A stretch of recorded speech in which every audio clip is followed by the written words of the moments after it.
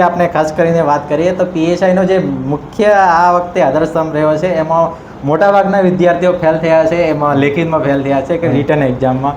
તો રિટર્ન એક્ઝામની તૈયારી તમે કઈ રીતે ચાલુ કરી હતી અને એમાં પ્રેક્ટિસ કઈ રીતે કરી હતી, તો એના વિશે થોડું તમે વાત કરશો. રિટર્ન એક્ઝામને તો શરૂઆતમાં તો તકલીફ પડી. શરૂઆતમાં કેવું કે લખવું ક્યાંથી સ્ટાર્ટ કરવો એ ખ્યાલ નહોતો આવતો. પહેલી વસ્તુ તો એ, અને લખવાનું સ્ટાર્ટ કરીએ તો એક ફકરાથી બીજા ફકરા પર કઈ રીતના જવું એ વસ્તુનો ખ્યાલ બહુ જાજો નહોતો.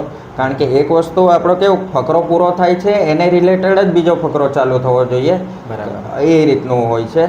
તો આમાં તકલીફ પડી પહેલાં. પણ મારું એવું માનવું છે કે તમે ન્યૂઝપેપર વાંચતા હોય, ડેલી ન્યૂઝપેપર વાંચવાનું રાખતા હો તો આ બાબતમાં કેવું તમને જરાય તકલીફ ના પડે. ન્યૂઝપેપર વાંચવાનું ચાલુ રાખો. અને બીજું કેવું છે કે આપણે જે ગુજરાત પાક્ષિક આવતા હોય છે તે જોડે જોડે ગુજરાત પાક્ષિકને જોતા જાઓ, એનું થોડું રીડિંગ કરતા જાઓ, તો એમાં તમારે કરંટ અફેર થતું રહેશે અને લેખિતની પ્રેક્ટિસ થતી રહેશે.